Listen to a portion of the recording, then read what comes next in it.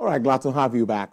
Well, Nigeria is currently grappling with a surge in food inflation that has impacted significantly on purchasing power of average Nigerians, particularly for low-income households whose budgets are struggling to cover rising food expenditures. According to the NBS, the country's food inflation rate stands at 40.87% for the month of June 2024. To address this crisis, the federal government has implemented various interventions. Meanwhile, experts argue that more comprehensive approach is needed to tackle the root cause of food insecurity in Nigeria. I introduced him earlier. He's a development economist, Dr. Emeka Okengo. Thank you so much. It's good to have you live on the program this afternoon. Pleasure, Tolly. It's always a pleasure to have conversations with you. Good afternoon, Nigerians. Thank you. Doc, I think we need to start from what the president did recently. You know, taking off tariffs and all of that for some food items like rice, wheat, sorghum, and all of that. Many say this is a step in the right direction. But my question will be in twofolds. What do you make of that move of Mr. President? And what more do you think we should also do to improve our production in-house, in-country? Well, first, it's a good move as an interventionist move for a very short time and very short measure. It's a good move as a fire brigade approach to be able to first put out the fire. It's also a good move because it's time-lined. Okay, so it doesn't give a lot of unnecessary burden, unnecessary challenge, unnecessary weight, on your local, production, which is very key, if you're going to now be benefiting from the full value chain of the food ecosystem. So as a short-time measure to be able to scale down things, bring down the pressure, it's a good move. But in the long run, I'll more commend, what the president and the government is doing in the long run, being able to now fast-track this clearing of land, getting the 75 entrepreneurs are going to be supporting, I think it's 75,000 or 75, but I know each of them will be getting $1 million, naira, and then getting those 500,000 hectares of land cleared and us going into, mechanized farming. That will be, the way to go ultimately. So when we're looking along that line, what sort of partnership, what sort of conversation are we supposed to be having at this time to set that footprint for us to know where we are headed in a matter of, let's say, short-term, medium. Okay, we have something for short-term now, which is this bridging gap. But let's say medium and long-term, Doc. Okay, fine. I think the first thing we need to identify, those indices, those factors, okay, that needs to be aggregated and ramped up. The first will be land. And in this case, you find out that 80% or more of the land resources in Nigeria are at the subnationals. Okay, so there has to be a meeting point. The second thing will be that land being ready to yield. Okay, this is where you now have some, disruptive thinking. Okay, vis-a-vis what are you putting into the land to make certain that the land can yield. The third will be your inputs. Okay, the fourth will be the role, of your research institutes. The fifth will be, those common shared infrastructure that you are now going to be creating along, your ecosystems. Okay, from farm gates to processing, the infrastructure you need, from processing, to packaging, the infrastructure you need, from packaging to delivery, the infrastructure you need, and from delivery to table. So you're talking about an integrated, disruptive, framework that now takes it from farm gates, to the table. Now, this is what we need to do. But we're not just going to be doing this blindly, okay? Considering that some other factors that you must also take into consideration. One, which has remained the major factor that's created, this bubble as it were, will be your climate crisis. Okay, what are the mitigation and adaptation, measures that have been put in place to tackle this? All right. Two, will be how do you now address these issues of the cost of a fuel or transportation, which is, has remained a major factor in food inflation.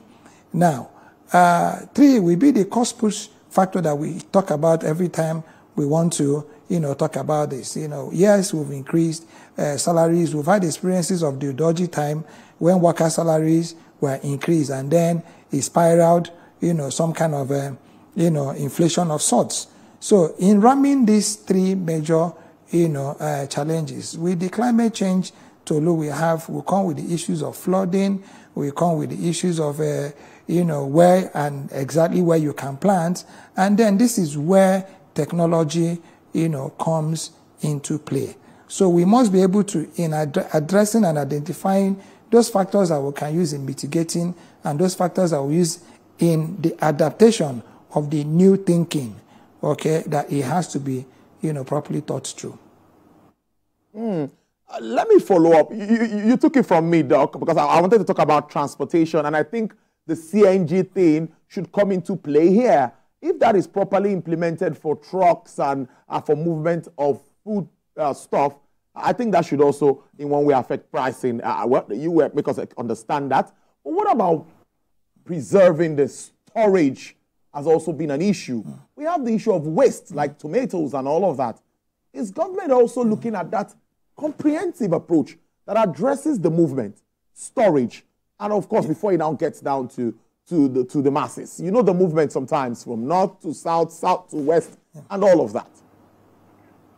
Yes, like I said, the government, I will give it to the Ministry of Agriculture. The programs that, that have laid out, if we're structured, if we're followed, if followed through, listening to the Minister of Agriculture and the kind of interventions they want to do at the short term, the mid term, and then ultimately the long term.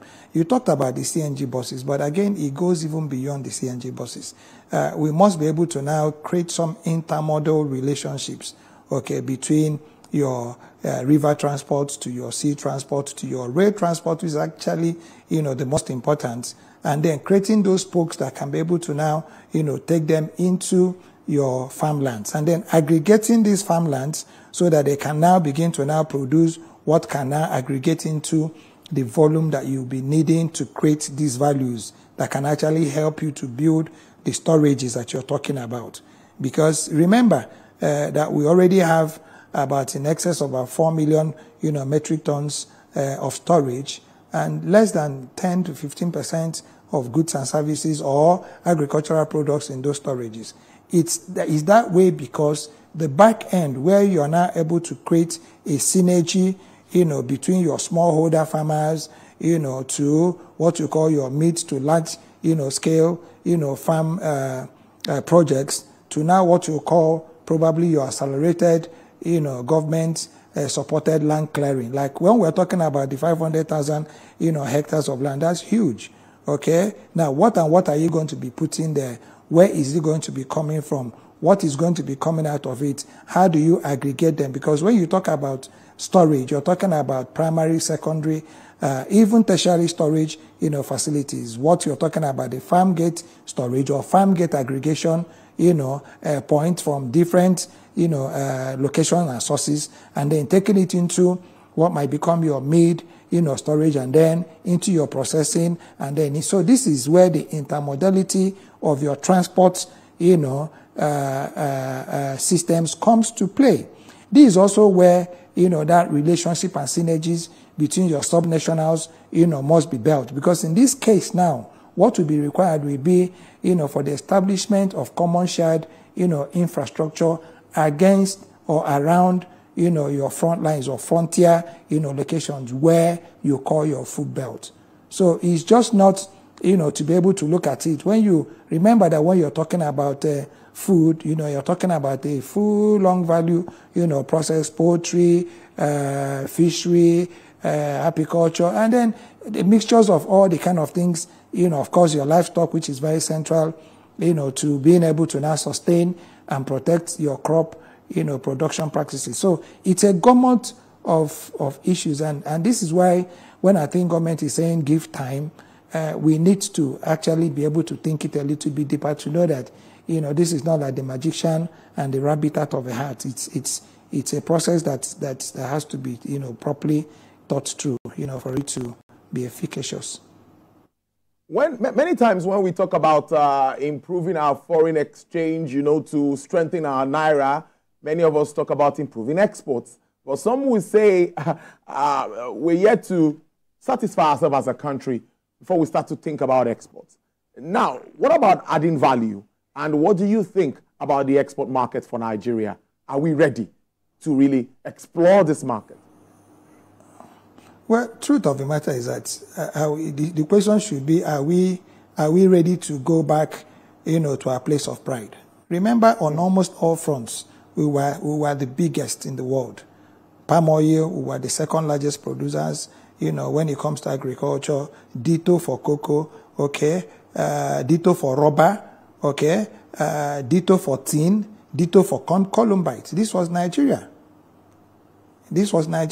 I remember at one time that when we were exporting timber, ditto for timber. So the question will be, what were we doing then that we're not doing now? Has our land disappeared? Okay, two things will come to the fore against this question.